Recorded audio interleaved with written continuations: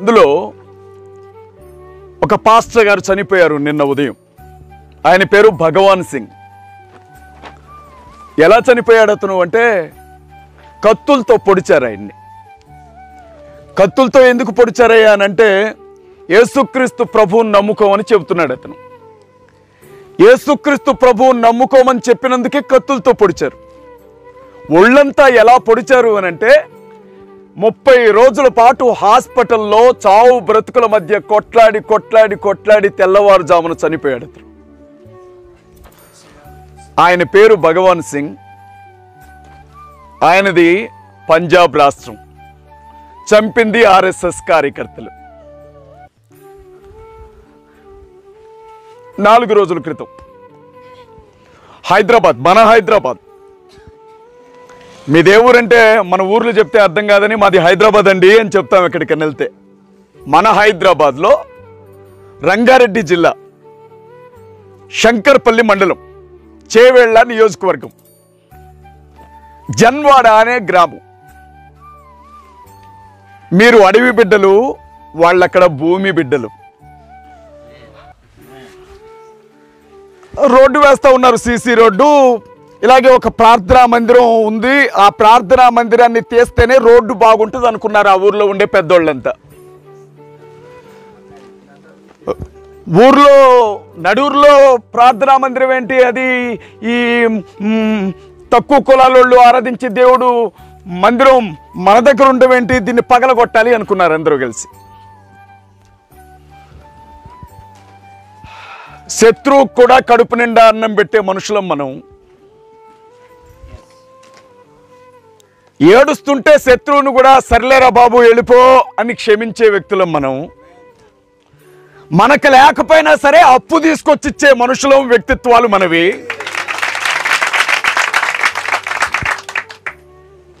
ఈ మందిరాన్ని తొలగించడానికి వెళ్తే వీళ్ళ దగ్గర భూములు లేవు.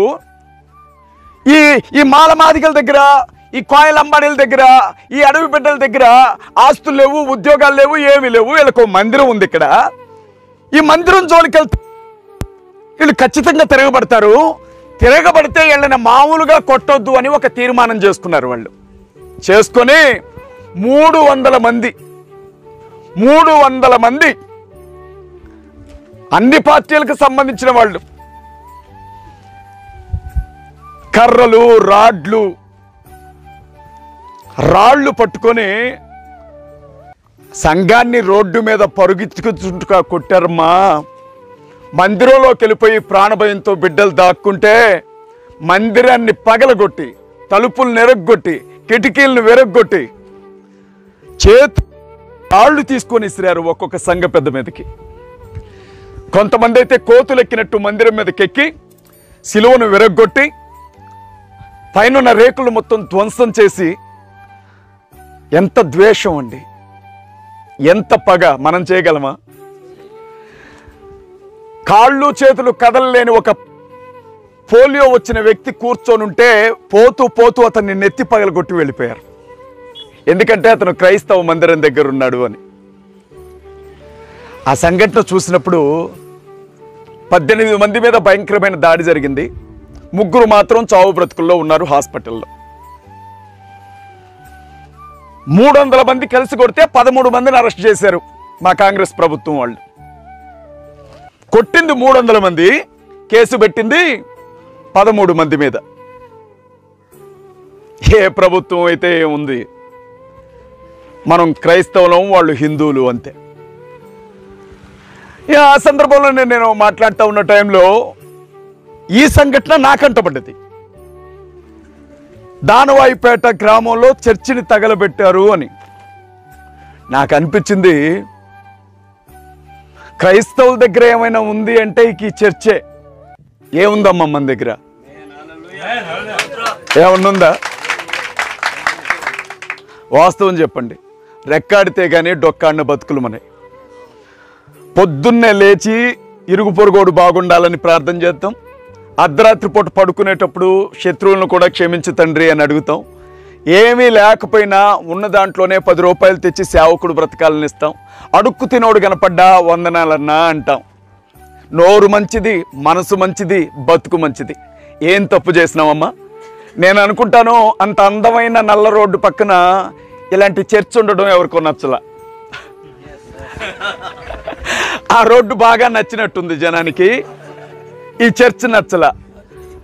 సహజంగా ఇంటి పక్కన జిష్టి బొమ్మలాగా ఇదేంటంటారు కదా, రోడ్డు పక్కన వాళ్ళకి జిష్టి బొమ్మలా కనపడ్డదేమో. ఇక్కడి నుంచి ఎలా పంపించాలనే మామూలుగా వెళ్ళరు కదా, నిప్పు పెడితే అయిపోద్ది కదా. ఇప్పుడు ట్రెండ్ నడుస్తుంది తెలుసా తెలంగాణ, ఆంధ్రాలో. ప్రార్థనా మందిరాలు ఎక్కడైనా కనపడితే సైలెంట్గా వెళ్ళడం, అగ్గిపుల్ల గీయటం, తగలబెట్టి వెళ్ళిపోవడమే. పొద్దున్నే పేపర్లో వచ్చి గుర్తు తెలియని దొండగులు అని రాసుకోవడమే. పోలీసులు వచ్చి 4 కుక్కలను తీసుకొని వస్తారు ఎవరు వచ్చారని. ఆ కుక్కలకు మాత్రం ఏం తెలిసిద్ది, మనుషులకే తెలియనప్పుడు. ఆ కుక్కల చుట్టుపక్కల తిరిగి మొక్కలు చూస్తూ ఉంటే దోషులు దొరకలా, కేసు ఫైల్ అయింది, ఎఫ్ఐఆర్ ఫైల్ అయింది, మనుషులు ఎవరో తెలియదు, పోలీసులు. కానీ భలే కాల్చారు మందిరాన్ని. ఎందుకు చెప్తున్నాను చెప్పనా? ఓ మాట ఉంటుంది కదా, మేలు కొరకే అన్ని జరిగించు యేసయ్యా, కేడు వెనకే ఆశీర్వాదం పంపుతావయ్యా. మేలు కొరకే అన్ని జరిగించు యేసయ్యా, కేడు వెనకే ఆశీర్వాదం పంపుతావయ్యా.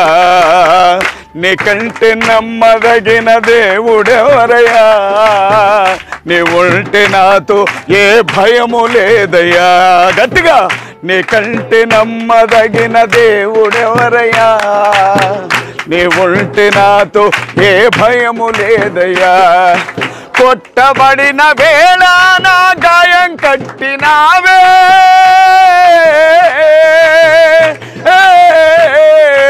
కొట్టబడిన వేళ నా గాయం కట్టినావే. శిక్షించిన ప్రేమ చూపేది నీవే, నీకంటే నమ్మదగిన దేవుడెవరయ్యా. ఆమేన్. నువ్వుంటే నాతో ఏ భయము లేదయ్యా, నీకంటే నమ్మదగిన దేవుడెవరయ్యా, నీవుంటే నాతో ఏ భయము లేదయ్యా. మేలు కొరకే అన్ని జరిగించు యేసయ్యా. బైబిల్లో ఒక మాట ఉంటుంది. సరే, నేను దేవుని వాక్యం చెప్పడానికి రాలేదు, సేవకుని కనుక ఆ మాటలు వస్తూనే ఉంటాయి నోటి వెంట. ముస్లిం సహోదరులతో కలిసి వచ్చాను ఇక్కడికి. మీరు ఎప్పుడైనా చూసారా, ఎక్కడైనా చర్చి తగలబడితే క్రైస్తవులు ముస్లిమ్స్ వచ్చి, ముస్లిం సహోదరులు వచ్చి ఎవడ్రా క్రైస్తవుల మీద చేసింది అని అడగడం ఎక్కడైనా చూసారా? ఇక అడుగుతారు. క్రైస్తవులకు తోడుగా ముస్లిమ్స్ వస్తారు. అల్లాహు అక్బర్ అని నమాజ్ చేసే మౌలానాలు ఇక చర్చి ముందుకు వచ్చి ఎవడ్రా చర్చి మీద చేసిందని అడుగుతారు. ఇక క్రైస్తవులు ముస్లిమ్స్ కలిసి వచ్చారు ఇక్కడికి, వస్తూనే ఉంటారు ప్రతి చోటికి. ఆ రోజు ఈ చర్చిని తగలబెట్టారు అని తెలియగానే కష్టం అనిపించింది నాకు. చాలామంది పెద్ద పెద్ద పాస్టర్లను చూసి, వాళ్ళు వేసుకునే సూట్లు, బూట్లు, కోట్లు, కార్లు, తిరిగేవి చూసి పాస్టర్లు భలే సంపాదించుకుంటున్నారు అని అనుకుంటారు. ఆస్తుల కోసం చేసేదాన్ని సేవ అనరు, దాన్ని ఏ రూపంలో చేసినా దాన్ని వ్యాపారం అంటారు. అయితే అసలైన సేవ ఎలా ఉంటుందో తెలుసా? మాది ఇదే భద్రాద్రి కొత్తగూడెం జిల్లా. ఒక్క సెల్ ఫోన్ మోగినా సెల్ ఫోన్లు బద్దలైపోతాయి చెప్తున్నాను నేను. అటు మందిరాన్ని బాగా కొడితేనే ఏం చేయాలి, నేను ఫోన్ బాగా కొడితే మాత్రం ఏం చేస్తారు మీరు? వాస్తవమా కాదా? భద్రాద్రి కొత్తగూడెం జిల్లా దమ్మపేట మండలం, అశ్వరాపేట నియోజకవర్గం, సరోజనాపురం గ్రామం మాది. 60 సంవత్సరాలుగా మా నాన్నగారు హెబ్రోను పరిచర్యలో సేవ చేస్తున్నారు, దైవజెండ ఆయన. మా పెద్దన్నయ్య దాదాపు ఒక 30 ఏళ్లుగా పరిచర్యలో ఉన్నాడు. నేను 10వ తరగతి చదువుకుంటున్నాను. ఆ టైంలో మా పెద్దన్నయ్య పాస్టర్ గారు, మాది ట్రైబల్ ఏరియా మీలాగే, పాల్వంచ ఏజెన్సీ ప్రాంతం మాది. అన్నయ్య సాయంత్రం పూట కొంచెం డల్గా కూర్చొని ఉంటే, ఏమైందన్నా అలా కూర్చున్నామని అడిగాం. మేము 4 అన్నదమ్ములం కూడా లవర్స్, ఒకళ్ళంటే ఒకళ్ళకి సచ్చే ఇష్టం. సాయంత్రం కాగానే ఒక చోటుకు వస్తాం. ఒక్క పూట కనపడకపోతే ఏమైపోయాడేనా అని బిడ్డలు కనపడకపోతే ఎతికినట్టుగా ఎత్తుకుంటాడు మా పెద్దన్న గూడు పక్షిలాగా. ఆ రోజు మౌనంగా ఉంటే ఏమైందని అడిగితే ఆయన ఒక మాట అన్నాడమ్మా. ఈ మాట బాగా గుర్తుపెట్టుకోండి. ఈరోజు నేను బండి మీద పట్టువారిగూడెం వెళ్తున్నాను రా. గండుకులపల్లి దాటిన తర్వాత ఆ గుట్ట మీద నుంచి కిందకి దిగేటప్పుడు ఒక లోయలాగా వస్తుంది. మనకు తెలిసిన ఒక పాస్టర్ యోహాన్ గారిని కలిశాడు రా అన్నాడు. నేను అడిగాను కదా, ఏముంది కలిస్తే, ఇబ్బంది ఏముంది అందులో అని అడిగాను. అడిగితే, రే ఎర్రటెండ 1 గంటప్పుడు చెప్పులు లేకుండా బైబిల్ సంచి భుజాన్ని వేసుకొని నడుచుకుంటా వెళుతున్నాడు. ఒక కాలు ఇలా లేపి వెళుతుంటే కష్టం అనిపించింది నాకు. బండి ఆపాను. ఆపి అయ్యగారు వందనాలు అయ్యగారు అని అన్నట్ట అన్నయ్య. అంటే వందనాలు అయ్యగారు చెప్పండి అన్నట్ట. అంటే మీకు సైకిల్ ఉంది కదా, సైకిల్ ఏమైంది అని అడిగాట. అడిగితే సైకిల్ పంచర్ అయ్యి 1 వారం రోజులు అయిందయ్యా, పంచర్ వేయించుకోవడానికి నా దగ్గర డబ్బులు ఎక్కడయ్యా అన్నట్ట. సరే పంచర్ వేయించుకోవడానికి డబ్బులు లేవు, చెప్పులు ఉండాలిగా కనీసం. ఎర్ర టెండలో నడి రోడ్డు మీద నడిచిపోతున్నావు, ఏం మునిగింది ఇప్పుడు? ఏం కొంపలు మునిగినాయి అంటే ఎవరో ఒక విశ్వాసి కబురు పెట్టారంట, కడుపులో నొప్పి పుడుతుంది ప్రార్థన చేసేలామని. మిట్ట మధ్యాహ్నం 1 గంటప్పుడు సైకిల్ లేకపోయినా చెప్పులు లేకపోయినా ఎర్ర టెండలో కాళ్ళు కాలుకుంటా వెళ్తున్నాడట. ఇప్పుడు ఏమైందయ్యా మరి సాయంత్రం పోవచ్చు కంటే, అక్కడ వాళ్ళు కడుపులు నొప్పుతో ఉన్నారని కబురు వస్తే ఇక్కడ ప్రాణం ఎట్టాగిద్దయ్యా అన్నట్టు. ఏది సేవ? దేన్ని సేవ అంటారు? దేనిని సేవ అంటారు? నిజాయితీగా చెప్తున్నా, యెహోవాయే సాక్షి, నాలాంటి వాడు 2 రోజులు కూడా ఇక్కడ సేవ చేయలేడు. యేసుక్రీస్తు ప్రభు 12 మంది శిష్యుల కాళ్ళు గడిగాడే. మా పట్టణాల్లో సేవ చేసేవాళ్ళు మీ కాళ్ళు గడిగి ప్రతిరోజు నీళ్లు నెత్తిని జల్లుకున్నా మేము సరిపోం. మీ ముందు మీరు వేరు, మీ స్థాయి వేరు, మీ భక్తి వేరు, దేవుని దగ్గర మీకున్న స్థానం వేరు. ఏమీ చేయలేక మీ దగ్గర ఉండే మందిరాన్ని తగలబెట్టారు పిరికి పందులు.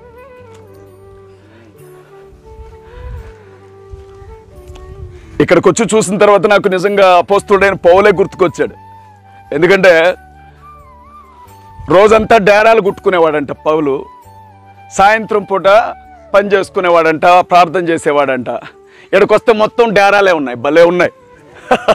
నాకు అనిపించింది, హైదరాబాద్లో 1000 కోట్లతో కడుతున్న ప్రార్థనా మందిరం ఉంది, అది కూడా ఇంత అందంగా ఉండదు. నేను చెప్తున్నాను, 300 కోట్ల రూపాయలతో స్థలం కొంటున్నాడు ఒక పెద్ద పాస్టర్ గారు. 300 కోట్లు ఎంత? కోట్లు, లక్షలు కాదు. 300 కోట్లతో మందిరం కట్టడానికి స్థలం కొంటున్నాడు. ఒకవేళ ప్రపంచంలో ఉండే ఆర్కిటెక్టులందరినీ, ఇంజనీర్లందరినీ పిలిపించి కట్టినా ఆ ప్రార్థనా మందిరంలో ఎన్ని వేల కోట్ల రూపాయల డబ్బున్నా ఈ మందిరం ముందది దిగదుడిపే.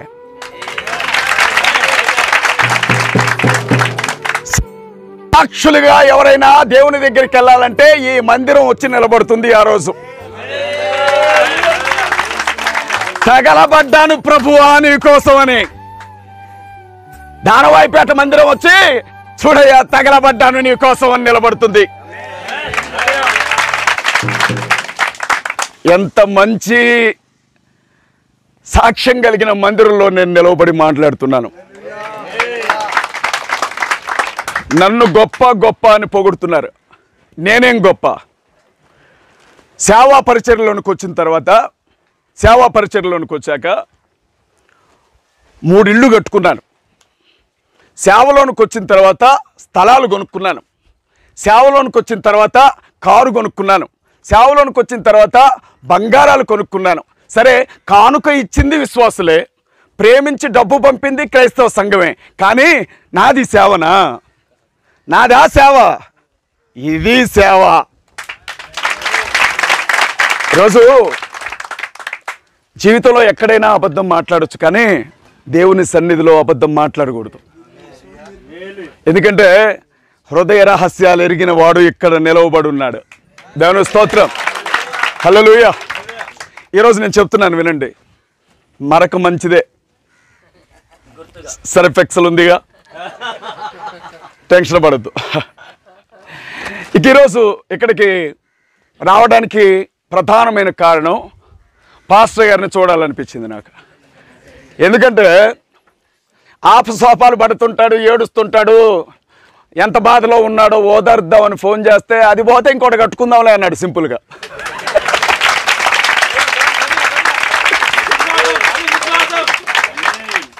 దేవుని స్తోత్రం, హల్లెలూయా. ఇప్పుడు నేను మిమ్మల్ని ఓదార్చడానికి వచ్చినట్లు లేదు, మీరందరూ నన్ను ఓదార్తున్నట్టుంది. ఎంత ప్రేమయ్యా నేనంటే నీకు, ఎంతో ప్రేమయ్యా నేనంటే నీకు, ఎంత ప్రేమయ్యా నేనంటే నీకు, ఎంతో ప్రేమయ్యా నేనంటే నీకు.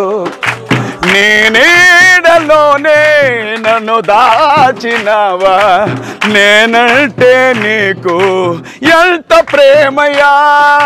నీ నీడలోనే నన్ను దాచినావా, నేనంటే నీకు ఎంత ప్రేమయ్యా, ఎంత ప్రేమయ్యా నేనంటే నీకు, ఎంతో ప్రేమయ్యా నేనంటే నీకు, ఎంత ప్రేమయ్యా. మీరు ఖచ్చితంగా తెలుగు నేర్చుకోవాలి మా కోసమైనా. దేవుని స్తోత్రం చెప్దాం ఒకసారి. హల్లెలూయా. దేశంలో ఏం జరుగుతుందో తెలుసా? ఇక్కడ ఈ సంఘటన జరిగింది, మనకు ఒక 4 యూట్యూబ్ ఛానల్స్ ఉన్నాయి. వెంటనే నేను జరిగిన విషయం గురించి మాట్లాడాను. స్వతహాగానే నేను ఒక రౌడీని, స్వతహాగానే విద్యార్థి సంఘాల్లో కమ్యూనిస్ట్ పార్టీల్లో పనిచేసి నక్సలైట్ల భావజాలం ఉంటుంది నాకు బాగా, మొదటి నుంచి అట్లా తిరిగినాం. ఆ తర్వాత పార్టీల్లోనికి వచ్చి విద్యార్థి సంఘాల్లోనికి వచ్చి ముఖ్యమంత్రులతో పనిచేసిన అనుభవం ఉంది. ఇప్పుడు జగన్మోహన్ రెడ్డి ఉన్నారు కదా, ఆంధ్ర ముఖ్యమంత్రి, ఆయన పార్టీ విద్యార్థి విభాగానికి నేను మొదటి అధ్యక్షుడిని ఈ 2 రాష్ట్రాలకి. కిరణ్ కుమార్ రెడ్డి గారు చివరి ముఖ్యమంత్రి ఉన్నాడే మన సమైక్య రాష్ట్రానికి, ఆయన ముఖ్యమంత్రిగా ఉన్నప్పుడు 4 ఏళ్ళు ప్రభుత్వానికి అధికార ప్రతినిధిగా పనిచేశాను. 2014లో ఖమ్మం నియోజకవర్గం నుంచి ఎమ్మెల్యేగా పోటీ చేశాను. అసలే కోతి, ఆ మీద కళ్ళు తాగింది, దాని మీద తాటికాయ పడ్డదంటారే, నేను అసలే అలాంటోండి. దేవుడు నా కాళ్ళు చేతులు విరగొట్టి సేవలోనికి తీసుకొని వచ్చాడు. బాగా మీరు జ్ఞాపకం ఉంచుకోవాల్సింది ఏంటంటే, ప్రభువునందు ప్రియులారా అని నేను అనలేను, నేను ఇలాగే మాట్లాడతాను, నా మాట తీరు ఇలాగే ఉంటుంది. ఎందుకంటే చాలామంది నాతో అన్నారు, ఏమన్నారంటే ఇంట్లో బాగానే మాట్లాడతావు, బయట బాగానే మాట్లాడతావు, చర్చిలోకి వెళ్ళగానే ఏమన్నా రోగం వచ్చిద్దా నీ నోటికి, మాటలు వంకర తిరుగుతాయి అన్నారు. యేసుక్రీస్తు ప్రభువే ఇంట్లో మాట్లాడినట్లుగా మందిరంలో మాట్లాడేవాడు, నాకు లేనిపోని భాష ఎందుకు? బైబిల్ ఏమన్నా ఈ రకంగానే మాట్లాడండి అని చెప్పిందా? నేనేం చెప్తున్నానో వినే వాళ్ళకి అర్థమైతే చాలు. దేవుని స్తోత్రం, హల్లెలూయా. యూట్యూబ్లో వీడియో పెట్టాను, జాగ్రత్తగా వినండి. ఆబ్జేనా ఆపన్నా? నేను నాకు ఇంట్రెస్ట్గా మీరు వింటున్నారా అనిపించట్లా, వింటున్నారా? యూట్యూబ్లో వీడియో పెట్టాను పాస్టర్ గారు, పెడితే వాడు కామెంట్ పెట్టాడు, వాడే తగలబెట్టుకున్నట్టున్నాడు మందిరాన్ని అని పెట్టాడు. అయ్యగారంట మందిరాన్ని తగలబెట్టుకున్నాడట. నేను అన్నాను, ఇంకా నయ్యవరు అయ్యా, చచ్చిపోలేదు మా అయ్యగారు, లేకపోతే సింపతి కోసం ఆయనే చచ్చిపోయాడు అంటారు మీరు అన్నాను. జనాలందరూ సింపతి కోసం మా అయ్యగారు ఆయనే పాపం చచ్చిపోయిండు అని అన్నా అంటారు కదరా మీరు అని అనుకున్నాను నేను. ఈ ఇన్సిడెంట్ జరిగిన తెల్లారే ఆత్రేయపురం తెలుసా మీకు? ఆంధ్రాలో ఆత్రేయపురం దగ్గర వద్దిపర్రు అనే ఒక ఊరుంది. ఇది బెతస్తా ప్రార్థనా మందిరం, అది బైబుల్ మిషన్. తెల్లవారు జాంకల్లా తగలబెట్టేశారు, దాన్ని కాల్చి బూడిచ్చేసి వదిలిపెట్టారు ఆ మందిరాన్ని. నాకు అనిపించింది, సరే దానవాయిపేటలో మా పాస్టర్ గారు సంఘం అందరూ కలిసి ప్రీ ప్లాన్డ్గా మరి దీనికి ఇన్సూరెన్స్ ఉంది, ఒక 1000 కోట్లు వస్తాయని తగలబెట్టారు.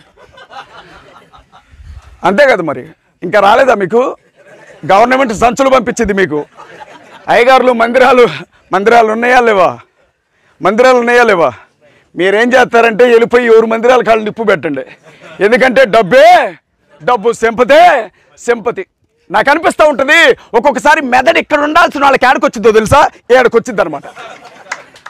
అప్పుడు వాళ్ళకేం అర్థం కాదు, చెప్తే తాగినోడికి అర్థం కానట్టు వీడికేం అర్థం కాదు. అక్కడ తగలబెట్టాడు చర్చిని. చర్చి చుట్టూ తిరిగాయి కుక్కలో, ఎవడో కనిపెట్లా వెళ్ళిపోయాయి అఫీషియల్గా. వచ్చాయి, తిరిగాయి, వెళ్ళిపోయాయి. నేను అప్పుడు అనుకున్నాను, వెళ్ళాలి ఇక్కడికి, దానవాయిపేట అనే ఆ స్థలంలోనికి నేను వెళ్ళాలా, దానవాయిపేటలో తగలబడిన ఆ మందిరంలోనికి నేను రావాలా. మీకేదో సపోర్ట్ చేద్దామని కాదు, నా మనశ్శాంతి కోసం నేను ఇక్కడికి వచ్చాను. చాలా సంతోషం అనిపించింది ఎప్పుడైతే మిమ్మల్ని చూశానో. ఆయన అన్నారు 100 మంది సేవకులు ఉన్నారు నాతో అన్నారు. ఇదే 100 మంది కానీ అమెరికా వాళ్ళతో సంబంధం ఉండేవాడు కన్నా దొరికితే వీళ్ళకి ఒక్కొక్కరికి 10,000 ఇస్తున్నానని చెప్పి నెలకి 10 లక్షలు సంపాదించుకున్నాడే. నిజంగా చెప్తున్నాను, మంచి నీళ్ళు అంటారే, బురదలు లేకుండా కలకలు లేకుండా అట్లుందమ్మా మీ పరిచర్య, మీ సేవ. గొప్ప దేవుణ్ణి నమ్ముకున్న గొప్ప సంఘం మీరు. దేవుని స్తోత్రం, హల్లెలూయా. ఇదే ఛత్తీస్గఢ్లో తిమోతి అనే పాస్టర్ గారిని చంపేశారు. మీకు ఐడియా ఉంది కదా, పాస్టర్ తిమోతి, గోండు తెగకు సంబంధించినటువంటి పాస్టర్ ఛత్తీస్గఢ్ రాష్ట్రంలో. ఆ పాస్టర్ని జాగ్రత్తగా వినండి, ఆ పాస్టర్ని సంవత్సరం క్రితమే బెదిరించారు. ఇది ఎన్నో ఏళ్ళుగా అట్లా 1 year అవుతుందంతే.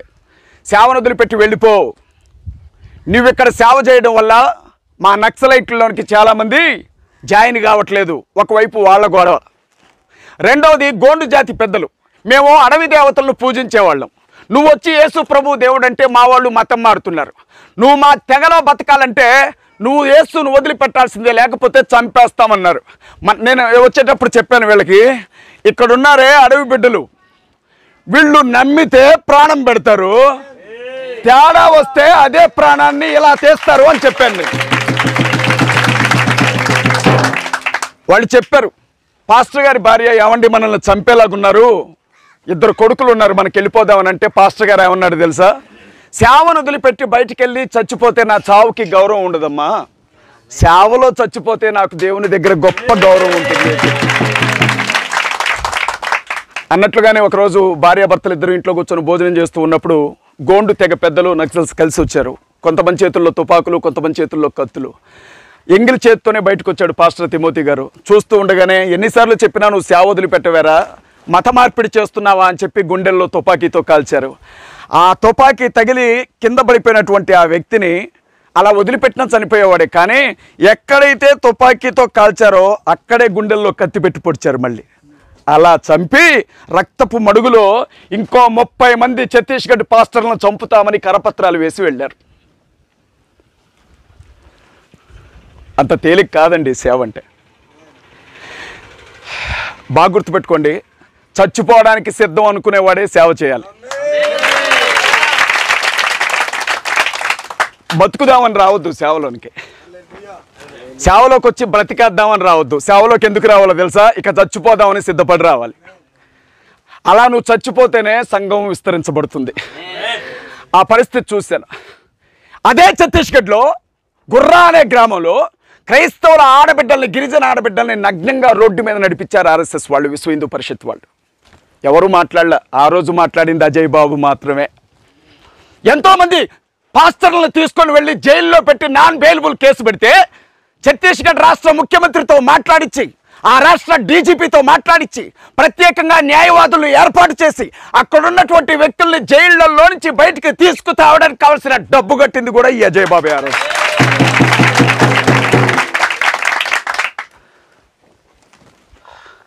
జార్ఖండ్ రాష్ట్రంలో నరేంద్ర బిస్రా అనే పాస్టర్ మందిరంలో నుంచి బయటికి వెళ్తుంటే మెడ నరకపోయారు ఆర్ఎస్ఎస్ వాళ్ళు. చెయ్యి అడ్డు పెడితే వేళ్ళు తెగిపోయాయి. చావు బ్రతుకుల్లో హాస్పిటల్లో ఉంటే ఆయన పట్టించుకున్న దిక్కులేదు అని ఆ రోజు కూడా అతనికి ఒక 50,000 ఇచ్చి పంపించింది అజయ్ బాబు పాస్టర్. నా గొప్ప కోసం చెప్పట్లేదు ఇవన్నీ. రాజస్థాన్లో సుమతి ప్రకాష్ అనే పాస్టర్ గారిని, ఆయన భార్యని కాళ్ళు విరగొట్టారు ఇనుపరాడ్లు తీసుకొని. ఆ రోజు సాయం చేసింది మనమే. ఈరోజు నేనేం చెప్తున్నాను అనంటే, అజయ్ అనేవాడు ఒక వ్యక్తి అంటం కంటే కూడా 65,000 మంది ఉండే సభ్యులున్న ఒక యూట్యూబ్ ఛానల్ కుటుంబంలో పెద్దగా ఉన్నాడు. వారందరూ క్రైస్తవ్యం కోసం చావడానికి సిద్ధపడిన వ్యక్తులు అని చెప్పుకోవడానికి నేను సంతోషపడతాను. నేను పరిస్థితులు చూశాను. మణిపూర్ వెళ్ళాను, అడవి బిడ్డలమ్మ. నేను చెప్తున్నాను, మనిషిగా పుట్టినోడు ఎవడైనా లైఫ్లో ఒక్కసారైనా మణిపూర్ వెళ్ళాలి, అంత బాగుంటుంది మణిపూర్.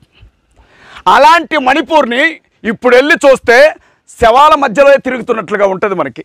ఎటు చూసినా సమాధులు, ఎక్కడ చూసినా శవాలు, ఇంకా తగలబెట్టకుండా 4-5 నెలలుగా మార్చురీలోనే ఉండే శవాలు.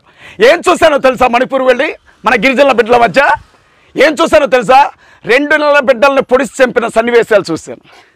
నిండు గర్భిణి ఇంటి ముందు కూర్చుంటే పొట్లో పెట్టి పొడిచి చంపిన సంఘటనలు చూశాను. క్రైస్తవుల్ని భారతదేశ గౌరవం ప్రపంచ దేశాల ముందు తలదించుకునేలాగా కొన్ని వందల మంది ఆడబిడ్డల్ని నడి రోడ్డు మీద ఒంటి మీద నూలు పోగు లేకుండా నడిపించిన సందర్భాలను చూశాను. ఇది ఎక్కడ న్యాయం అని అడిగిన అడవి బిడ్డల తలలు నరికి గుమ్మాలకు వేలాడదీయడాన్ని చూశాను. క్రైస్తవుల ఇంటింటికి రావడం, ఎర్రబొట్టు రాయడం వెళ్ళడం ఎందుకో వీళ్ళకి అర్థం కాల. 2 నెలలు తిరిగేసరికి ఎక్కడెక్కడ బొట్లు పెట్టారో ఆ ఇల్లు మొత్తం నాశనం చేసేసారు. అనాథాశ్రమాలన్నీ నాశనం చేశారు. 60 ఏళ్ళు 70 ఏళ్ళు వయసుండే ముసలాళ్ళని క్రైస్తవులు అని చెప్పి నరికి ఇలాంటి షెడ్లలో పడేసి తగలబెట్టారు. మణిపూర్ రాష్ట్రంలో బీజేపీ అధికారంలోకి వచ్చిన 3 నెలల్లో మణిపూర్ రాష్ట్రం సర్వనాశనం అయిపోయింది. ఇప్పుడు అదే మణిపూర్ లాగా భారతదేశాన్ని చేయాలని చూస్తున్నారు బీజేపీ వాళ్ళు. నేనేమంటానంటే, నా కంఠంలో ఊపిరున్నంత వరకు, నాలాగా ఆలోచించే క్రైస్తవులు ఉన్నంత వరకు తెలంగాణ ఆంధ్ర రాష్ట్రాల్లో గడ్డి పరకను కూడా తీసుకుపోనేవో ముట్టుకోనేవో.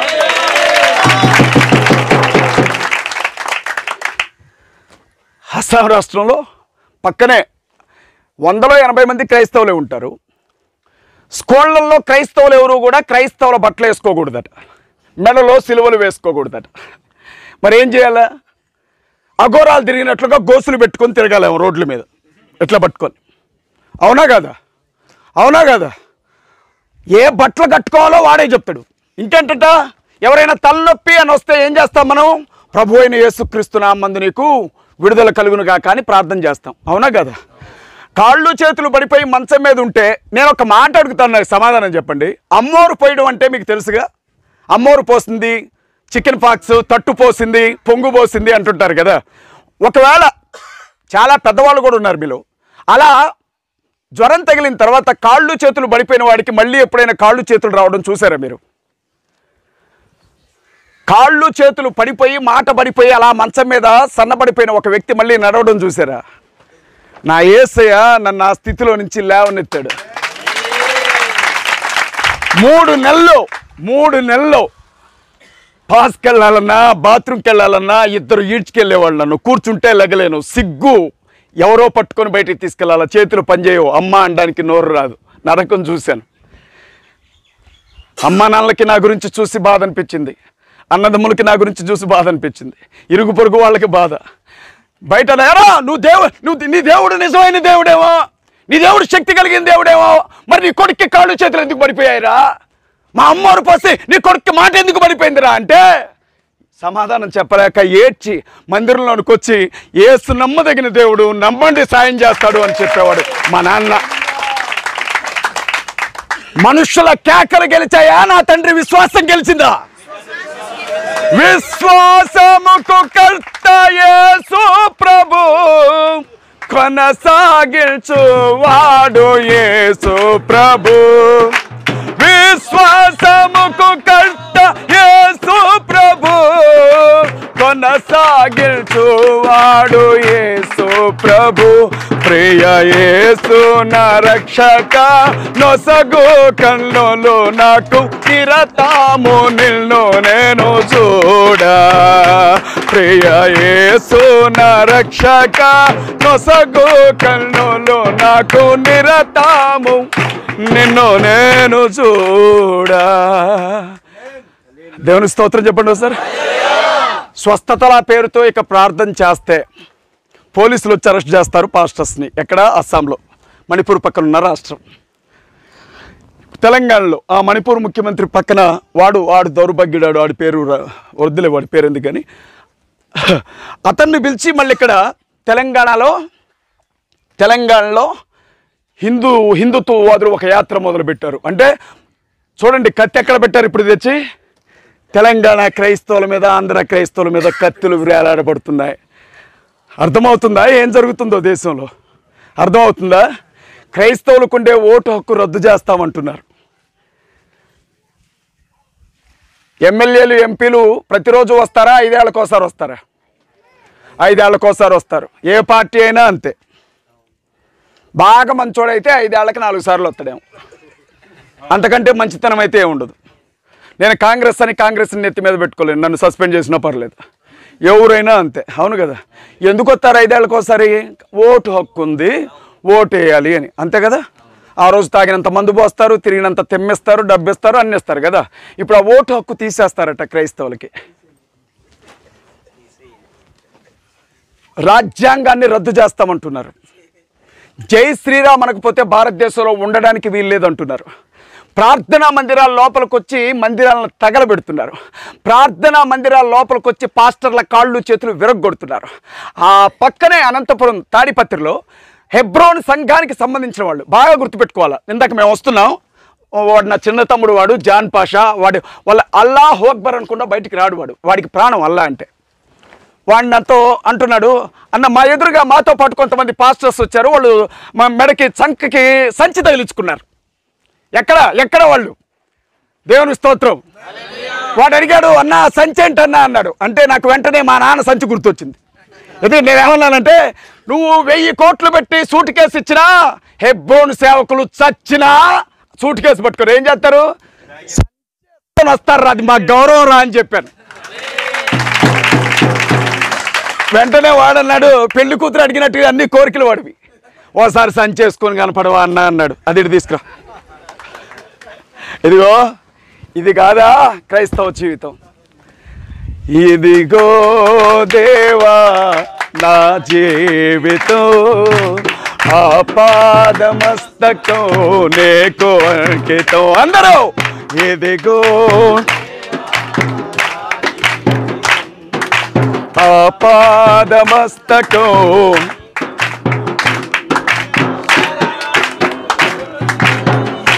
బాగా గమనించండి. చాలా సంతోషంగా ఉంది ఈరోజు. నాకు ఈ సంచి ఎలా వేసుకోవాలో కూడా తెలియకుండానే పెంచాడు మా నాన్న. ఏదైనా గర్వపడుతున్నాను. నేను డిగ్రీ చదువుకున్నప్పుడు హిస్టరీలో నాకు 98 మార్కులు వచ్చాయి. ఎన్ని? 92, 98 వచ్చాయి మొత్తానికి, ఒక 2 మార్కులు అటు ఇటు. కాకతీయ యూనివర్సిటీ నుంచి చరిత్రలో ఇన్ని మార్కులు ఎలా వస్తాయని చెప్పి నాకు గోల్డ్ మెడల్ ఇచ్చారు వచ్చి. అప్పుడు కూడా ఇంత సంతోషం అనిపించలే నాకు. మా నాన్న చదువుకోలేదని చెప్పి చదువు అబ్బకయ్యుడు బైబిల్ పట్టుకుంటూ బతక నేర్చిండు అన్నారు. నేను చదివిన ప్రతి చోట ఫస్ట్ క్లాస్ గోల్డ్ మెడల్ తీసుకుంటూ వచ్చాను. నేను చెప్తున్నా, ఇదిగో ఈ బైబిలే పట్టుకుంటేనే బతుకు మారిద్ది, అందుకే పట్టుకున్నా. బాగా జ్ఞాపకం ఉంచుకోవాల్సినటువంటి విషయం ఏంటంటే, ఈ సంఘటన జరిగిన తర్వాత నేనేమనుకున్నానంటే, ఓట్లు అడగడానికి వచ్చినప్పుడు, అమ్మా మేము క్రైస్తవులకు మేలు చేస్తాం, మేము క్రిస్టియన్ల తరపునే ఉంటాం, ఓటేయండి అమ్మా అని చెప్తారు. ఎన్నికలు అయిపోయిన తర్వాత మందిరాన్ని తగలబెట్టారా అయ్యా అని అంటే కనీసం ఫోన్కి కూడా దొరకడాడు. ఎవరికి చెప్పుకోవాలి పోయి? వాస్తవమా కదా? మొన్న మధ్య పోలీస్ స్టేషన్లోకి ఒక కేసు వచ్చింది. పోలీసులు హడావుడిగా వచ్చి భార్యని తీసుకెళ్లారు. జైల్లో పెట్టి మహిళా పోలీస్ స్టేషన్లో భార్యని ఒకటే ఇబ్బంది పెడుతున్నారు. ఆ తల్లి నాకు ఫోన్ చేసింది. ఏంటమ్మా కేసు అంటే, రోజు మా ఆయన వచ్చి నన్ను కొడుతున్నాడయ్యా, అయితే ఎవరిని అరెస్ట్ చేయాలా? భర్తనుగా. మరి నిన్నెందుకు అరెస్ట్ చేశారు అంటే వాళ్ళేమన్నారు తెలుసా, రోజు నువ్వు అరుస్తున్నావంట. అబ్బా ఏంటట, రోజు నువ్వు అరుతున్నావంట, మీ బజార్లో న్యూసెన్స్ కేసు పెట్టారు నీ మీద. అది కాదయ్యా, మొన్న రాత్రి మా ఆయన కత్తి పట్టుకొని వచ్చి పొడవడానికి వచ్చాడు, భయం వేసి అరిసిండయ్యా, బాగా దన్నాడే అంటే, అది కేసు కాదు. ఏది కేసు? నువ్వు అరిసింది కేసు. రోడ్డు మీద బైబుల్ సంచి చేసుకుని వాక్యం చెప్పుకోవడానికి వెళ్తుంటే పర్మిషన్ ఉందా నీకు? పర్మిషన్ ఉందా? అసలు కేసు ఎవడి మీద పెట్టాలా? ఆడి మీద పెట్టాలా? మన మీద పెడుతున్నారు కేసు. పోలీసులా మజాక? క్రైస్తవులను పట్టించుకునే దిక్కు లేదు. వాస్తవా కాదా? నాకంటే భక్తిపరుడు లేడు, నా అంత నిజాయితీ పరుడు లేడు, నాలాగెవడు బైబుల్ చదవడం అని చెప్తాడు జగన్మోహన్ రెడ్డి, ఆంధ్ర ముఖ్యమంత్రి. వాస్తవా కాదా? మణిపూర్ రాష్ట్రంలో 180 మంది క్రైస్తవులు చచ్చిపోయి మందిరాలు కోల్చబడి రాష్ట్రం శ్మశానం అయితే 10 కిలోల బియ్యం కూడా పంపలేదు ఈ దరిద్రుడు ఎక్కడికి. మళ్ళీ నాకంటే పెద్ద క్రైస్తవుడు ఎవరు లేరు అని చెప్తాడు. బొంద మీద పెట్టుకోవడానికి, అది క్రైస్తవ్యం, ఏం చేసుకోవడానికి. అది చాలామంది మాటలు చెప్తారు, నాకంటే గొప్ప క్రైస్తవుడు లేడు అని. క్రైస్తవ్యం గురించి లెక్క తేల్చాల్సింది నా ప్రభు. ఈరోజు నేను ఇక్కడ నిలబడి ఇందాక మాట అన్నాను, నాకు ఇళ్ళున్నాయి, స్థలాలున్నాయి, పొలాలున్నాయి, సేవలోకి వచ్చాక నేను స్థిరపడ్డాను అని. ఒకవేళ చాలామంది అంటారు, మరి ఇది తప్పు కదా. లేదు, సేవ పేరుతో మరి నువ్వు స్థిరపడ్డావు కదా. నాకు అనిపిస్తూ ఉంటుంది, మొత్తం కలిపితే 4-5 కోట్లు కూడా లేని నా ఆస్తిని చూసి ఒకసారి కలవరి టెంపుల్కి వెళ్ళి చూసినప్పుడు అసలు ఆ గేటుతో కూడా సమానం కాదు నేను. అసలు ఒకవేళ నా తప్పైతే నన్ను 4 దన్నన్నా లోపలికి రానిస్తాడు. మరి సతీష్ అన్న సంగతి ఏంటో ఆలోచిస్తే నాకు అసలు నిద్రపట్టదు. అందుకే నేను ఎక్కడికి వెళ్ళినా నా వలన ఏదన్నా తప్పు జరిగితే ముందు సంఘం ముందు ఒప్పుకుంటాను. దేవుని స్తోత్రం. ఇక్కడ మీరందరూ అయ్యగారు బాగానే సంపాదించుకున్నంట సేవలోకి వచ్చాక అని అంటే మీరు నవ్వడం నాకు సంతోషమే. నాకు ఈ అవమానం చాలు, కానీ దేవుని ముందు నేను అవమానించబడలేను. దేవుని స్తోత్రం చెప్దాం ఒకసారి. హల్లెలూయా. యథార్థ హృదయం కలిగిన వారే దేవుని ముఖాన్ని చూడగలరు. యేసు ప్రభువుని చూడాలని ఎంతమందికి ఉంది ఆశ? తీర్పు దినాన్ని అందరూ చూస్తారా? ఎవరు చెప్పారు మీకు? యేసుక్రీస్తు ప్రభువును తీర్పు దినాన చూడగలిగేది ఆయన స్వరూపాన్ని యథార్థవంతులు మాత్రమే. మిగిలిన వారికి అందరికీ ఆయన మహా తేజస్సుతో మాత్రమే కనిపిస్తాడు. ఆయన ముఖాన్ని చూడడం అందరి వల్ల అయ్యే పని కాదు. యథార్థత కలిగి బతికిన వాడెవడో ఆనాడు మాత్రమే క్రీస్తు ముఖాన్ని అతను చూడగలుగుతాడు. దేవుని స్తోత్రం. హల్లెలూయా. కదా, ఈ లోక దేవతలన్నీ ఆయన ముందరా, ఈ లోక దేవతలన్నీ ఆయన ముందరా సాగిలపడి నమస్కరించి గడగడలాడును, సాగిలపడి నమస్కరించి గడగడలాడును. వంగని మోకాళ్ళే, వంగని మోకాళ్ళే మన యేసయ్య ఎదుట వంగిపోవును, మన యేసయ్య ఎదుట వంగిపోవును. యేసుగా వచ్చుచున్నాడు భూలోకమంతా, రాజుగా వచ్చుచున్నాడు భూలోకమంతా తెలుసుకుంటారు. రవి కోటి తేజుడు రమ్యమైన దేవుడు, రవి కోటి రమ్యమైన దేవుడు రారాజుగా వచ్చుచున్నాడు. యేసు రారాజుగా వచ్చుచున్నాడు, యేసు రాజుగా వచ్చుచున్నాడు భూలోకమంతా. క్రైస్తవుడా మరువవద్దు ఆయన రాకడా, ఓ క్రైస్తవుడా మరువవద్దు. మళ్ళీ చెప్తున్నా, క్రైస్తవుడా మరువవద్దు ఆయన రాకడా, ఓ క్రైస్తవుడా మరువవద్దు. కనిపెట్టి ప్రార్థన చేసి సిద్ధముగా ఉండు, నువ్వు కనిపెట్టి సిద్ధముగా ఉండు. రెప్పపాటున మారాలి. ఎలా మారాలి? రెప్పపాటున మారాలి, మన యేసయ్య చెంతకు చేరాలి, మన యేసయ్య చెంతకు చేరాలి. రవి కోటి తేజుడు రమ్యమైన, అందరూ రారాజుగా గట్టిగా యేసు, యేసు రాజుగా వచ్చుచున్నాడు భూలోకమంతా. బాగా జ్ఞాపకం ఉంచుకోవాలా. ఇవన్నీ చూశాను నేను. ఒక్క పార్టీ మాట్లాడలా. దేశం మొత్తాన్ని సర్వనాశనం చేసి ఈ ప్రభుత్వం ఉంటే భారతదేశం అంతా నాశనం అయిపోద్ది మణిపూర్ లాగానే. మిగిలిన పార్టీలన్నీ ఇక మీరు అధికారంలో ఉండొద్దు అని పార్లమెంట్లో తీర్మానం పెడితే మా జగన్మోహన్ రెడ్డి గారు వచ్చి, మన అందరూ వచ్చి అసలు ఈ దేశంలో బీజేపీ అంతా పతివ్రతే లేదు అని చెప్పారు. బీజేపీ లాంటి పార్టీ లేదు, ఇంత గొప్ప పతివ్రత లేదు అని చెప్పి ఓటేసి వచ్చారు జగన్. మళ్ళీ ఇప్పుడు బైబిల్ పట్టుకొని వస్తాడు ఓటాడని, కుక్కను కొట్టినట్టు కొట్టాలి జగన్ అయినా చంద్రబాబుని. ఎవడికి భయపడాలా? ఎవడికి భయపడాలా? నేను ఓటేస్తేనే నువ్వు ముఖ్యమంత్రి కావాలా, నువ్వు ఓటేస్తే నేను మనిషిని కావాలా? ఇక్కడ నా ఓటు గొప్ప, నీ సీటు గొప్ప. గొప్ప కాబట్టి ధైర్యంగా మాట్లాడతా. అజయ్ బాబు ఎలా మాట్లాడతాడంటే, అజయ్ బాబు ఉన్నదే మాట్లాడతాడు, ధైర్యంగా మాట్లాడతాడు, భయం లేకుండా మాట్లాడతాడు. చాలా మంది అరే నీ మీద కేసు పెడతారు, నేను లాయర్ని రా నాయన, నువ్వన్నా ఎప్పుడో ఒకసారి కోర్టుకు పోయి రావాలా. నేను కానీ నల్ల కోట్ వేసి అనుకో 24 గంటలు కోర్టులోనే ఉంటా. నువ్వు నా మీద కేసు పెట్టడం కాదు, నీ స్టేషన్ మొత్తాన్ని కోర్టు చుట్టూ తిప్పగలను 5 నిమిషాలు కూర్చుంటే. ఎవరి బలం వాళ్ళకుంటుంది, అవునా కదా? అన్ని జీవుల కంటే ఉడుం చాలా చిన్నది. ఒకసారి పట్టుకో, ఒక్కసారి పట్టుకో ఉడుని. అందరికంటే అడవి బిడ్డలు అమాయకులు. ఒకసారి రా యుద్ధానికి ఎదురుగా, నీ మగతనం ఏంటో కూడా చూపించు అడవి బిడ్డల మధ్య. అదే అప్పుడు అనుకున్నాను, పార్టీలు మాట్లాడవు మన గురించి, ప్రభుత్వాలు మాట్లాడవు మన గురించి. ఒకవైపు ఆర్ఎస్ఎస్ వాళ్ళు, విశ్వ హిందూ పరిషత్ వాళ్ళు, బజరంగ్ దళ్ వాళ్ళు, ఇంకొక వైపు ఈ శివశక్తి లాంటి సంస్థల వాళ్ళు. యూట్యూబ్ ఓపెన్ చేద్దామంటే భయం వేస్తుంది. యేసుక్రీస్తు ప్రభుని ఎన్ని బూతులు తిడుతున్నారు, మరీ తల్లిని ఎన్ని బూతులు తిడుతున్నారు, బైబిల్ని ఖురాన్ ఎన్ని బూతులు తిడుతున్నారు.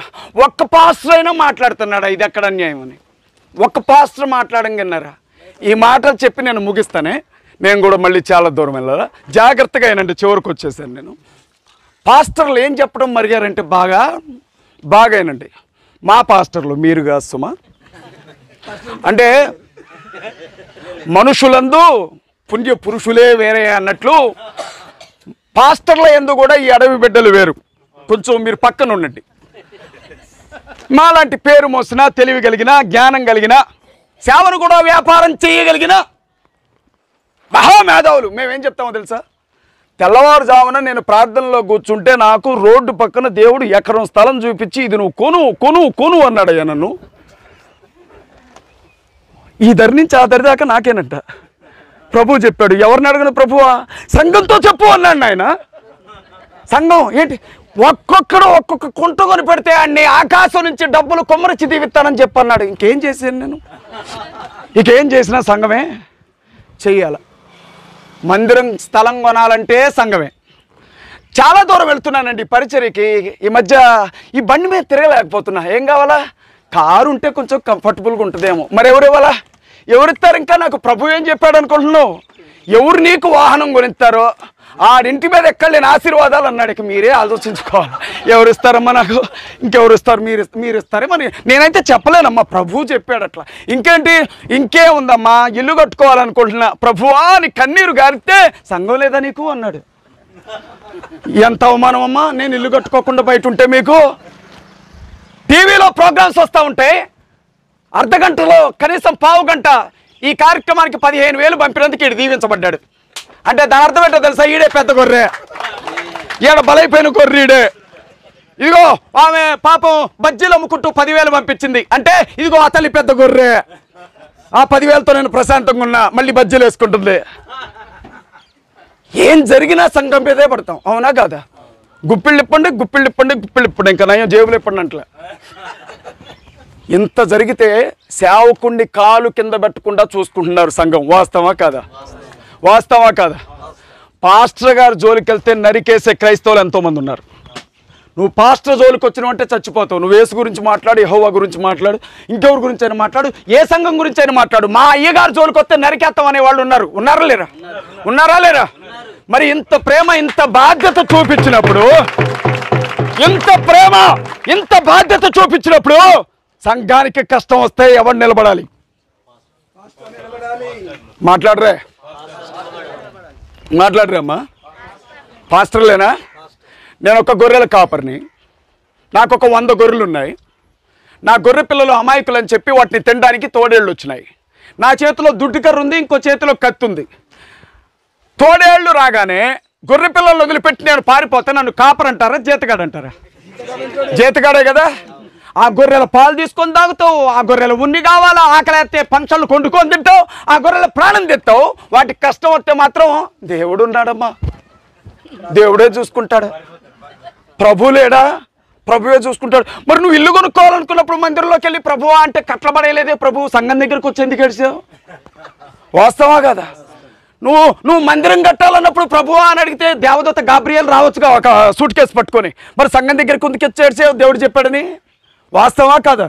నువ్వు స్పాన్సర్ చేయడానికి సంఘం డబ్బులు ఇవ్వాలి, రోజు కొత్త సూట్లు వేయడానికి సంఘం డబ్బులే, దేశ విదేశాల్లో నీ శిఖార్లకి చివరికి కొండల మీద నుంచి నేల మీద దూకడానికి సంఘం డబ్బులే. కానీ సంఘానికి ఏదైనా కష్టం వస్తే మాత్రం దేవుడు చూసుకుంటాడమ్మా, మనం ఏం మాట్లాడకూడదు. ఇది మా ట్రెండ్ అనమాట.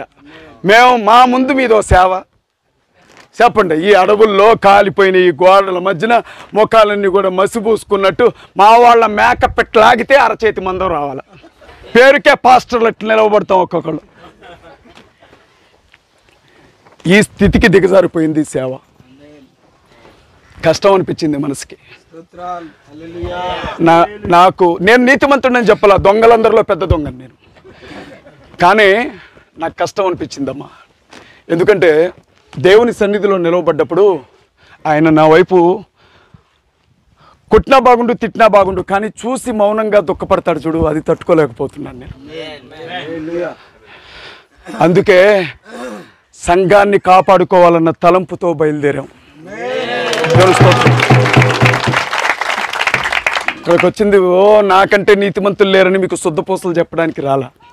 నేను కూడా దొంగనే, కానీ నా ప్రభువు నా బతుకును మార్చాడు. ఈరోజు సేవ బయట ఉన్నప్పుడు తప్పులు ఎవడైనా చేస్తాడు, కానీ సేవలోకి వచ్చిన తర్వాత కూడా నీచంగా బ్రతికినటువంటి వ్యక్తిని నేను. కానీ నా ప్రభువు నన్ను పట్టుకున్నాడు, మార్చుకున్నాడు. తప్పు చేయని దేవుడు. నాకు 3 సంవత్సరాల పాప, 3 నెలల బాబు. నా కొడుకు ఒక్కొక్కసారి మంచం మీదే దొడ్లోకి వెళ్తాడు బాత్రూమ్కి.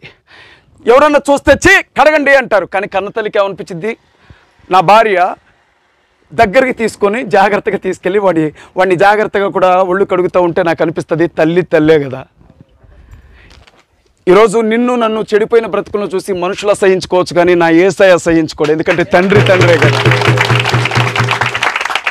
నీకొక్కే అవకాశం అని ఉంటే నేను ఒక మాట చెప్తున్నా, నీకొక్కే అవకాశం ఇంకో తప్పు చేస్తే పరలోకానికి రావద్దంటే నాకు తెలిసి భూమి మీద నుంచి యేసయ్య తప్ప ఇంకెవడు పరలోకానికి పోయి ఉంటాడు. కానీ ప్రతిసారి ప్రేమతోనే గెలుస్తూ వచ్చాడు. తప్పు చేసి నువ్వు అలిసిపోయి నువ్వు మారడమే తప్ప నిన్ను ఎప్పుడూ మెల్లబెట్టుకుని బయటికి గంటలా నా యేసయ్య. అంత గొప్ప దేవుని దగ్గర బతుకుతున్నా. అప్పుడు అనుకున్నాను నేను, క్రైస్తవులను చంపుతున్నారు ఒకవైపు, ముస్లిమ్స్ని చంపుతున్నారు ఒకవైపు, మరి దీనికి ఏంటి పరిష్కారం? పోలీసులు పట్టించుకోరు, ప్రభుత్వాలు పట్టించుకో, ఏ పార్టీ మాట్లాడదు, మా పాస్టర్లు అసలు మాట్లాడరు. మరి ఏం చేయాలి ఇప్పుడు అన్నప్పుడు దేవుడు నాకు ఇచ్చిన భారంతోనే నేను మీ ముందుకు వచ్చాను. నేను మిమ్మల్ని ప్రశ్న అడుగుతాను, ఇదే చివరి మాటలు నావి. మళ్ళీ నేను మీ ముందుకు రావచ్చు, ఇక జీవితంలో మీకు కనబడకపోవచ్చు, కానీ ఈ మాటలు గుర్తుపెట్టుకోండి. రోడ్డు మీద మనం వెళుతున్నాం, ఒక పిచ్చి కుక్క వెంటబడ్డది, మీరేం చేస్తారు? మాట్లాడరే. నాకు చికాకు పుడితే బైబిల్ సంచి తీసి అన్నకి చెల్లిపోతాను నేను. రోడ్డు మీద వెళుతున్నావు, పిచ్చి కుక్క సొల్లు గార్చుకుంటా నీ పిక్క కొరకడానికి అంటపడ్డది, ఏం చేస్తావు? కర్ర పట్టుకుంటావు. లేదు సరే, ఒక మోగ ప్రాణిని ఎందుకు చంపాలని ఇంట్లో కురికినావు, ఇంట్లోకి వెళ్ళి తలుపేసుకున్నావు. ఆ కుక్క ఇంటికాడికి వచ్చి తలుపును బద్దలు కొట్టడానికి చూస్తుంది, ఏం చేస్తావు? ఖచ్చితంగా చంపాల్సిందేరా? ఖచ్చితంగా చంపావనుకో బ్లూ క్రాస్ వాళ్ళు ఊరుకుంటారా? మనిషిని చంపొచ్చు, ఆడబిడ్డల్ని నడు రోడ్డు మీద నగ్నం గురేగించవచ్చు, పెద్ద విషయం కాదు. జంతువుని చంపుతావు నువ్వు, జంతువుని. వామ్మో, జంతువుని చంపితే ఏమన్నా? మనిషిని చంపు, ఏం కాదు. జంతువు అండి, జంతువు. అమ్మలు మర్చిపోయి నువ్వు ఇప్పుడు గోమాతలు అంటారా? యాడ గో కనపడితే గోమాత, ఎద్దు కనపడితే ఎద్దునానా. మనుషులను ప్రేమించడం అయిపోయింది కదా, వాస్తవా కదా? అమలక్క వచ్చి కేసు పెడతావు, కానీ అమలక్క కూడా రాదు, ఎందుకంటే అది పిచ్చి కుక్క అని. అలాగే నీ ప్రాణాన్ని నువ్వు కాపాడుకునేటప్పుడు, నీ మానాన్ని నువ్వు కాపాడుకునేటప్పుడు, నీ ఆస్తులను నువ్వు కాపాడుకునేటప్పుడు, నీ ప్రార్థనా మందిరాలను నువ్వు కాపాడుకునేటప్పుడు ప్రమాదం ఉంటే, ఎవరి వల్ల ప్రమాదం జరుగుతుందో వాళ్ళను చంపే హక్కు కూడా చట్టం నీకు ఇచ్చింది. దీనినే సెల్ఫ్ డిఫెన్స్ అంటారు. నేను ఇప్పుడు రోడ్డు మీద వెళుతున్నా, నలుగురు వ్యక్తులు నన్ను చంపడానికి వచ్చారు. నాకు ఇంట్లో భార్య ఉంది, చిన్న పిల్లగాడు ఉన్నాడు, చిన్న పిల్ల ఉంది, వాళ్ళని కాపాడుకోవాలి. వీళ్ళు ఏమో నన్ను చంపడానికి వచ్చారు. నాకు వాళ్ళ మీద ఏ కోపం లేదు, కానీ కత్తులు పట్టుకొని వచ్చారు. నా ముందు రెండే దారులు ఉన్నాయి. ఒకటి వాళ్ళ చేతుల్లో చావాలా, లేకపోతే ఎదురు తిరగాల. అయితే నిన్ను చంపడానికి వచ్చిన ఆ సందర్భంలో నువ్వు ఎదురు తిరిగి దాడి చేస్తే, వాళ్ళల్లో ఎవరైనా ఆ దాడిలో చచ్చిపోతే అది కేసుగా పరిగణించదు కోర్టు. దీన్నే సెల్ఫ్ డిఫెన్స్ అంటారు. అంటే నిన్ను నువ్వు కాపాడుకునే సమయంలో ఎదురు తిరిగావే తప్ప ఎవరినో చంపాలన్న ఉద్దేశం నీకు లేదు. ఇవాళ అంటే క్రైస్తవులకి ముస్లిమ్స్కి కూడా బ్రతికే హక్కు ఉంది. ఉందా లేదా? ఉందా లేదా? నేనేమంటున్నా, మనం అందరినీ గౌరవించవా? శ్రీరాముడు అంటే నాకు ఇష్టం, నిజంగా చెప్తున్నాను, ఆయన గౌరవిస్తాను. కృష్ణుడు అన్నా నాకు ఇష్టం, గౌరవిస్తాను. విష్ణు అన్నా, బ్రహ్మన్నా, శివుడు అన్నా గౌరవిస్తాను. అందరినీ గౌరవిస్తాను. కానీ యేసుక్రీస్తు ప్రభు అంటే నాకు ప్రాణం, ఆయన మాత్రమే పూజిస్తాను నేను. ఆయన నా దేవుడు, ఆయనే దేవుడు అని నేను నమ్ముతాను. అది నా వ్యక్తిగత విషయం.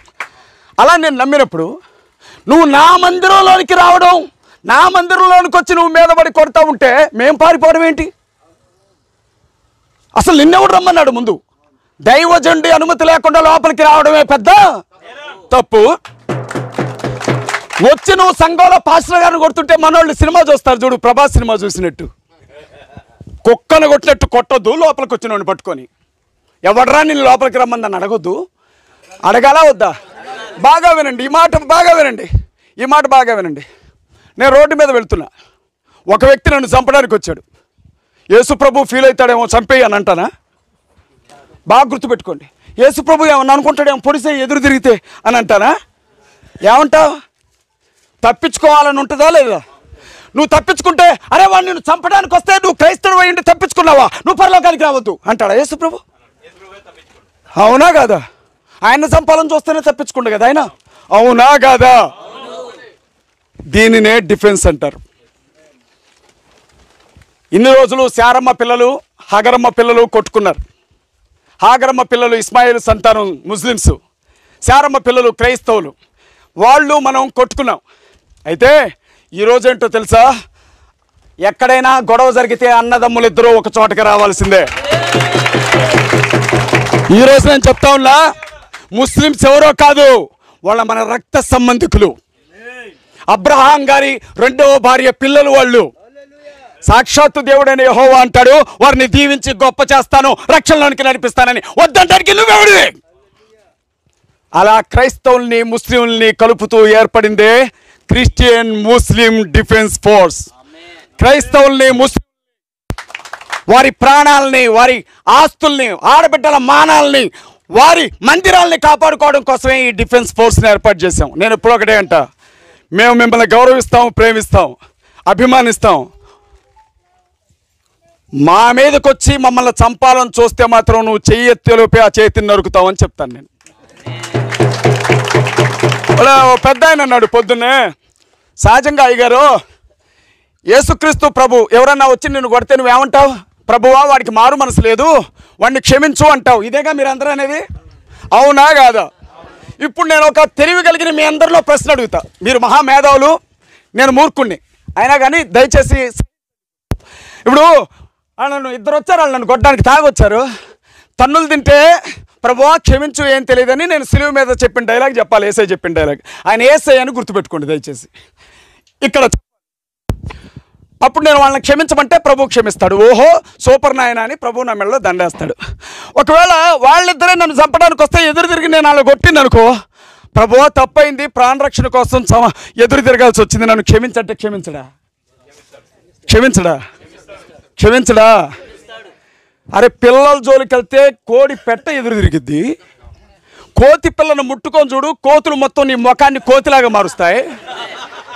ఇవాళ నీ మందిరాన్ని ముట్టుకుంటుంటే, నీ బైబిళ్ళు తగలబెడుతుంటే, మందిరానికి వచ్చే ఆడబిడ్డల్ని ఒంటి మీద బట్టలు ఓడదీసి రోడ్డు మీద నడిపిస్తూ ఉంటే, పాస్టర్లు పట్టుకొని చంపుతూ ఉంటే చచ్చిపోయిందా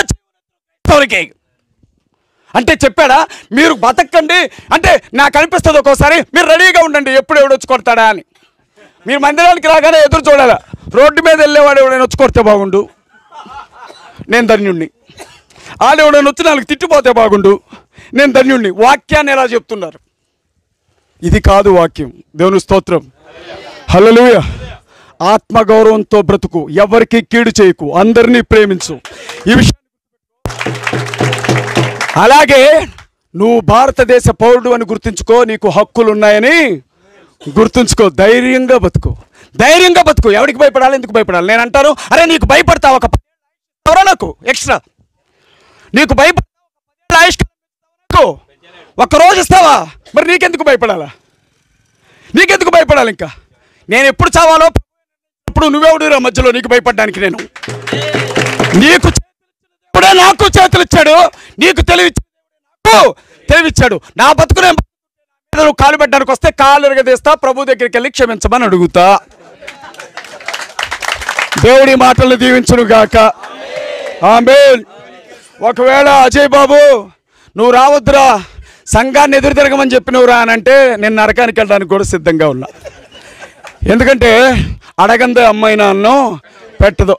ఎదురు తిరగకపోతే కుక్క కూడా ఉరికిచ్చి చంపుతుంది. మీరు చూడండి, మేకల్ని గొర్రెల్నే బలిస్తారు, సింహాలని ఎవరు? వాస్తవమా కాదా? పులుల్ని ఇస్తారా బళ్ళు? నేను చెప్తున్నా, మొన్న అన్నాను, ఇది చూశాక ఎవడన్నా రావాలి నా చర్చిలోనికి. నేను మందిరంలో ఉండి వాక్యం చెప్పేటప్పుడు ఎవడైనా అట్లా అరుచుకుంటూ రావాలి. ఆ లోపలికి వచ్చేలోపే తలుపులు వేస్తారు నా వాళ్ళు. రావడమే తప్ప పోవడం వాడి చేతుల్లో ఉండదు. ఇక పోలీస్ స్టేషన్కి వెళ్ళి ఏంట్రా గొడవ అంటే, చంపడానికి వచ్చాడు, తనులు తిన్నాడు సార్. ఆత్మరక్షణ, సెల్ఫ్ డిఫెన్స్, ఈ ఫోర్స్తోనే మీ ముందుకు వచ్చాను.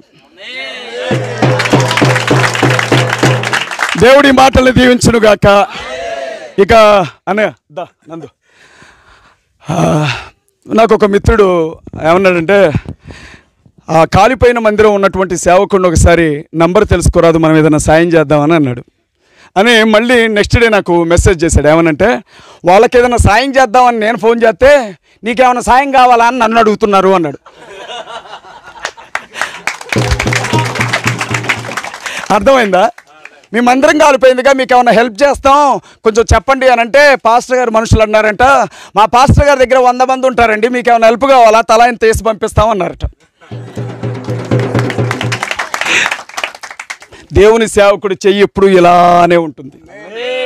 దేవుని స్తోత్రం. నేను యూట్యూబ్ ఛానల్లో ఇక్కడికి వస్తున్నాను కదా, ఖాళీ చేతులతో రాబుద్ది కాదు. ఒక మాట చెప్తారు ఎప్పుడు, పెద్దోళ్ళ దగ్గరికి వెళ్ళేటప్పుడు, రోగుల దగ్గరికి వెళ్ళేటప్పుడు ఖాళీ చేతులతో వెళ్ళకూడదు అంటారు. భక్తుడు అంటాడు, నేను యెహోవా సన్నిధికి వెళుతున్నాను, ఏం తీసుకొని వెళ్ళి ఆయన్ని చూడాలి అని అంటాడు. ఏం తీసుకొని వెళ్ళి ఆయన అని అంటాడు. అలాంటిది దేవుని మందిరంతో ఉట్టి చేతులతో రాలేను కదా. నేను ఆ మాట యూట్యూబ్ ఛానల్లో చెప్పినప్పుడు నా సబ్స్క్రైబర్స్, నేను చెప్తున్నాను, అజయ్ బాబు మీద ఏగ వాలితే అది తిరిగి వెళ్ళేలోపే చంపేస్తారు నా సబ్స్క్రైబర్స్, నా ఛానల్ సబ్స్క్రైబర్స్. మాట చెప్పినప్పుడు నాకు కొంత డబ్బును పంపించారు. అది ఆయన డబ్బు, నేను వాడుకోవడానికి నాకు అర్హత లేదు. ఈరోజు రండి దయచేసి జాని, ఒక 20,000 రూపాయలు ఈ మందిరం పై భాగంలో ఈ డేరాలు తీసేసి మళ్ళీ మామూలుగా గడ్డేస్తారా లేకపోతే ఏమేస్తారో నాకు తెలీదు. ఇవి నా డబ్బులు కావు, రండి, ఇవి నా డబ్బులు కాదు, ఇవి నా డబ్బులు కాదు. మీకివ్వమని పంపించినటువంటి డబ్బులు 20,000 రూపాయలు. ఒక అక్క పంపించిన డబ్బు, ఒక డబ్బు నేను సార్కిస్తున్నాను 20,000. పరిశుద్ధుడా గొప్ప దేవుడా, అజయ్ నీ కుమారుడు ఇంత కంఠం తెరిచిన అద్భుతం నాయన, పాతి పెడుతున్న వారిని బతికించుటకు పరిశుద్ధాత్మ అభిషేక బ్లెస్సింగ్ భారతదేశంలో క్రైస్తవులు అజయ్ బాబు నీ కుమారుడు తండ్రి, ఆయన లేవాలి. అభిషేకం బ్లెస్సింగ్ అందరి మీద రావాలి. క్రీస్తుడు కామం కూర్చుంటే వాళ్ళ మీద నెత్తి మీద పగలగొట్టే స్థితి వచ్చేసింది. భారతదేశం పాడైపోతుంది ప్రభా. హెచ్కేల్ గంధం హెచ్కేల్తో చెప్తున్నావు, హెచ్కేల్ దేశం పాడైపోయింది, దాన్ని నిలబెట్టకెవరు ఉన్నారా అన్నప్పుడు నేనున్నాను ప్రభా. ఈ బద్దలైన పట్టణం నిలబెట్టకు. అజయ్ బాబు కుమారులంటి పట్టణంలో, పల్లెటూరులో, అడవిలో, కొండలో, లోయలో ఇలాంటి అభిషేక బ్లెస్సింగ్ పరిశుద్ధాత్మ దేవుడు మీరు ఉన్నారనేది రుజుపరచుటకు మేము దైవ సేవకులుగా మీ కనులు ఎదుట మమ్మల్ని ఏర్పాటు చేశాడని. ఇదిగో సైతాను ప్రాబలంతో విర్రవీగుతున్న విరులను నల్లగా కొట్టే క్రీస్తవ దాసులు ఏర్పాటు. అజయ్ బాబు తమ్ముళ్ళు, అన్నలు, నాన్నలు, అమ్మలు పుడుతున్నారని ఆ సోరమ్మ దగ్గర ప్రకటించారు. ప్రకాశిస్తున్నావు. చీకట్లో ఉన్న ప్రజలు గొప్ప వెలుగుని చూస్తున్నారు. మరణ చేయగల దేశం మీద వెలుగు. యెషయా గ్రంథం 9:2 ప్రకారంగా నిజంగా ప్రభా అయితే మీరు చీకట్లో నుండి ఆశ్చర్యకార్యమైన తన వెలుగులో మిమ్మల్ని పిలిచిన వారి గురక్త సేమలను ప్రచురమ చేయ నిమిత్తమును ఏర్పరచబడిన వంశమును రాజుల నేజక సముఖము పరిశుద్ధమైన జనము దేవుని సొత్తైన ప్రజలై ఉన్నారు. ఇలాంటి పావులు భారతదేశంలో ఉన్నారు. 5 భాగాల దేశంలో ఒక్క తాడి మీద నడిపించుటకు మీరు ఏర్పాటు చేస్తున్న దైవ జనులు అయా ఉన్నారు. ఖండించే వారిని ఈరోజు విరోధమైపోతున్న దేవుని బిడ్డలు కూడా పిరికి పందులు అవుతున్నారు. పిరికి పందులు దేవుని రాజ్యం చేరారు. దేవుని కోసం మరణించే పౌరు రోషం గలవరే పరలోక రాజ్యానికి వారసులు.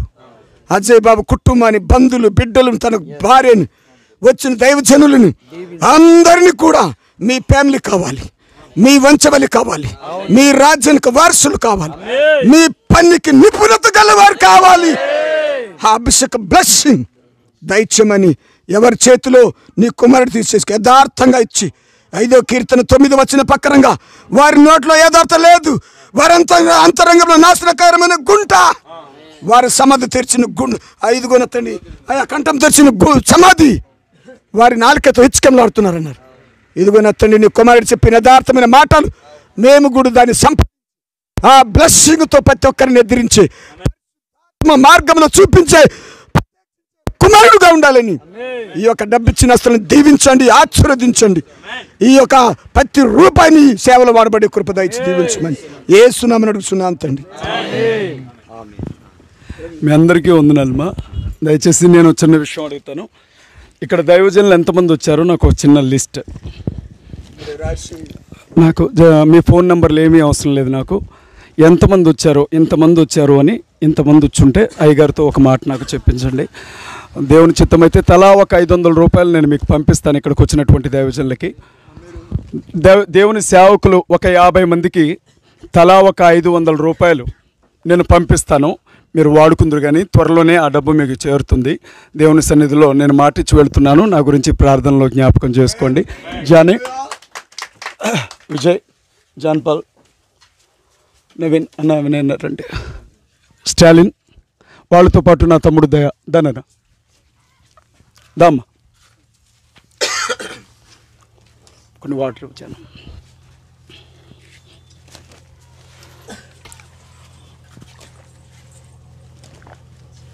చెప్పండి ఎంతమంది ఈరోజు నిజంగా ముఖస్థుతి కోసం కాదు, నిజంగా మేము విన్న మాటల్లో దేవుని ఆత్మ ఉంది అని నమ్ముతున్నారు?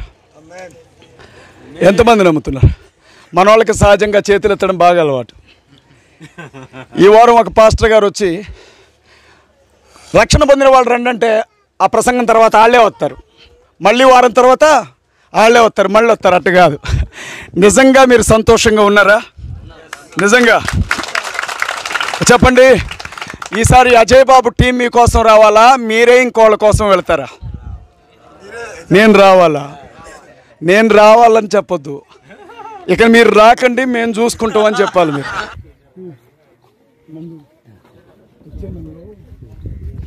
సత్తుపల్లిలో క్రిస్టియన్ ముస్లిం డిఫెన్స్ ఫోర్స్ 2 రోజులు శిక్షణ అక్కడికి వచ్చే వాళ్ళకి భోజన సదుపాయం, వసతి 2 మనమే కల్పిస్తాం. 200 రూపాయలు రిజిస్ట్రేషన్ ఫీజు. అందరికి అవకాశం లేదు. 200 మందికి 5 రాష్ట్రాల నుంచి వస్తారు. మన టీంలో నుంచి కూడా ఒక్కళ్ళు ఇద్దరు రండి.